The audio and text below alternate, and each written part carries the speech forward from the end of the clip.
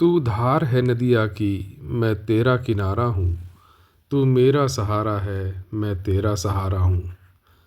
दिनेश बावरा जी द्वारा प्रस्तुत एक बहुत ही बेहतरीन कविता पत्नी पर लिखी हुई।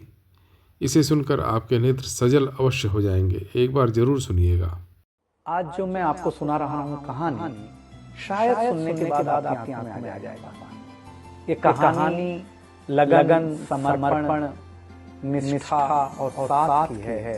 ये कहानी जितनी मेरी है उतनी ही आपकी है। इस कहानी का जो मुख्य किरदार है वो हमारे आपके जीवन का आधार है।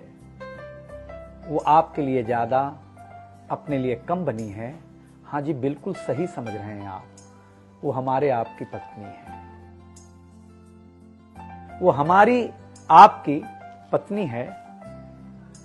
कभी आपने सोचा कि वो आप एक के साथ रिश्ता जोड़ा था, लेकिन एक के साथ रिश्ता जोड़ने के लिए उसने घर, गली, आंगन, मोहल्ला, सखी, सहेली, माँ बाप, न जाने कितनों रिश्तों से अपना मुंह मोड़ा था। याद करिए, जब आपके साथ ब्याही थी और आपके घर आई थी तो बहू, भाभी, दुल्हन, न जाने कितने नामों के साथ बुलाई जाती थी। ये सुनकर के वो मन ही मन मुस्कुराए जाती थी।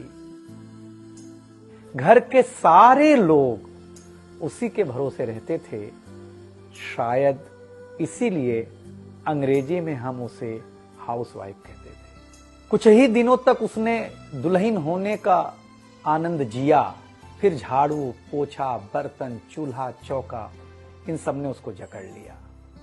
रोज हमारे लिए नाश्ते से लेकर खाने तक कुछ खास रखना, हमारी लंबी उम्र के लिए न जाने कितने उपवास रखना। कुछ महीनों बाद किलकारी गूंजी तो सारे ख्वाब सजे। वो मां बनी तो हम भी बाप बने। जैसे जैसे वो उम्र की सीढ़ियां चढ़ती गई, जैसे जैसे वो उम्र की सीढ़ियां चढ़ती गई, जवाबदारियां कुछ न कुछ रोज बढ़ती गईं। एक तरफ बच्चे पे नजर, दूसरी ओर मैं ऑफिस के लिए लेट न हो जाऊं इस बात का डर। सब कुछ बराबर हो, कुछ रह न जाए, और इस बात पर भी ध्यान कि गैस पर रखा हुआ दूध कहीं बह न जाए। घर वालों की फरमाइशों का चूल्हा जो एक बार चलता, घर वालों की फरमाइशों का चूल्हा जो एक बार जलता, तो कब सुबह, कब शाम, कब रात हो गई उसे पता ही नहीं चलता। इन व्यस्तताओं के बीच समय का चक्र कुछ इतना तेजी से चला, मुन्ना कब मनोज हो गया, मुन्नी कब सुमन, पता ही नहीं चला। अब तक जो था प्यार, अब उसने अपना नाम बदल करके रख लिया था तकरार। बेटी को लेकर के कहना कि कुछ ज्यादा ही मन बढ़ा रखा है, तुम्हारे प्यार ने इसको सर पे चढ़ा रखा है। अब तो वो मुझे भी देने लगी थी ताना, अब तो वो मुझे भी देने लगी थी ताना। ऑफिस में ही रहा करो ना, 2-4 घंटे के लिए घर के आना। शादी के इतने दिनों बाद भी आज भी हमें सुनना पड़ता है कि न जाने कौन सा पाप किया था जो आपके साथ ब्याह किया था। और ये तो रोज की थी कहानी। इतना जोर से कहना कि घर के सारे सदस्य सुन लें कि एक दिन बीमार होती हूं ना, तो एक दिन बीमार होने पर किसी को कोई देता नहीं है 1 गिलास पानी, लेकिन जैसे ही उसे आपके तबीयत खराब होने का होता आभास, आकर के बैठ जाती थी आपके पास।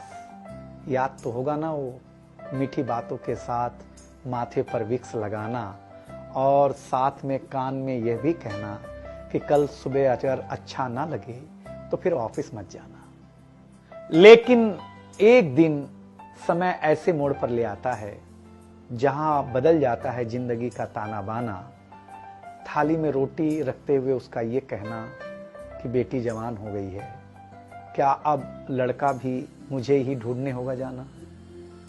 शादी तय हो जाने के बाद 1-1 रुपया जोड़ना, पैसे कम पड़ने पर खुद का कंगन तोड़ना, सब कुछ हो जाएगा मुझे ढाढ़स बढ़ाना, सब कुछ हो जाएगा मुझे ढाढ़स बढ़ाना। विवाह का गीत खुद रोते हुए गाना, याद तो होगा ना आप लोगों को ये गुजरा हुआ जमाना। कुछ समय बाद जब हम जवाबदारियों से मुक्त हो जाते हैं तो कुछ ज्यादा ही धर्मयुक्त हो जाते हैं। उम्र के अंतिम पड़ाव पर हम बीमारियों के बीच जीने लगे हैं, बिना शक्कर की चाय पीने लगे हैं। लेकिन सच ये है कि जब तक हमारी आपकी पत्नी साथ है, चाय मीठी हो न हो, लेकिन जिंदगी में पूरी मिठास है। जबकि पत्नी के बारे में बहुत कम लिखा गया है, हर जगह मां का ही गुणगान है। मैं मानता हूं कि मां महान है, लेकिन आपके जीवन में आपकी पत्नी का भी महत्वपूर्ण योगदान है। तो आपसे निवेदन इतना सा है कि आप अगर घर पर हों या घर पर जाएं तो अपनी पत्नी का हाथ हाथ में रख करके संतोषानंद जी का लिखा हुआ एक गीत गाएं कि तू धार है नदिया की, मैं तेरा किनारा हूं, तू मेरा सहारा है, मैं तेरा सहारा हूं। आंखों में समंदर है, आशाओं का पानी है, जिंदगी कुछ भी नहीं, तेरी मेरी कहानी।